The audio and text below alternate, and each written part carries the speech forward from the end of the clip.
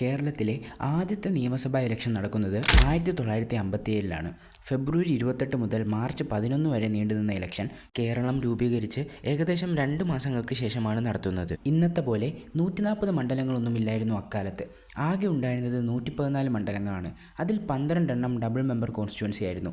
അതായത് അവിടെ 2 സീറ്റ് വീതം ഉണ്ടായിരുന്നു. ഒരെണ്ണം ജനറൽ കാൻഡിഡേറ്റിനും മറ്റൊന്ന് SC കാൻഡിഡേറ്റിന് റിസർവ്ഡും ആയിരുന്നു. അങ്ങനെയുള്ള മണ്ഡലത്തിൽ 2 MLA മാർ വീതം ഉണ്ടായിരുന്നു. അങ്ങനെ 114 മണ്ഡലങ്ങളിൽ നിന്നായി ആകെ 126 സീറ്റായിരുന്നു അന്നത്തെ ഇലക്ഷൻ ഉണ്ടായിരുന്നത്. അന്ന് ലീഗ് മാത്രമായിരുന്നു സഖ്യത്തിൽ മത്സരിച്ച പാർട്ടി.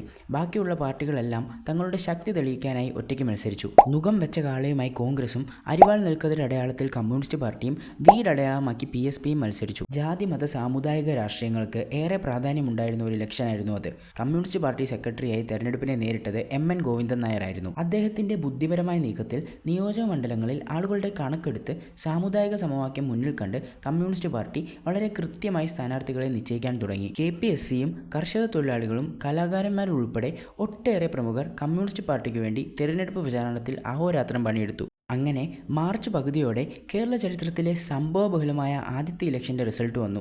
ആകെ ഉണ്ടായിരുന്ന 126 സീറ്റുകളിൽ 60 സ്വന്തമാക്കി കമ്മ്യൂണിസ്റ്റ് പാർട്ടി ഏറ്റവും വലിയ ഒറ്റക്കക്ഷിയായി. കൂടെ 5 സ്വതന്ത്രർ കൂടി ചേർന്നപ്പോൾ ഭരണം പിടിക്കുകയും EMS മുഖ്യമന്ത്രിയാവുകയും മന്ത്രിസഭ രൂപീകരിക്കുകയും ചെയ്തു. 58,37,577 വോട്ടുകൾ രേഖപ്പെടുത്തിയ ഇലക്ഷൻ്റെ പോളിംഗ് ശതമാനം 65.49 ആയിരുന്നു. അതിൽ നിന്ന് 37.85% വോട്ടുകൾ നേടി കോൺഗ്രസ് 43 സീറ്റും PSP 9ഉം മുസ്ലിം ലീഗ് 8ഉം സ്വതന്ത്രർ 6 സീറ്റുകൾ വീതവും നേടി.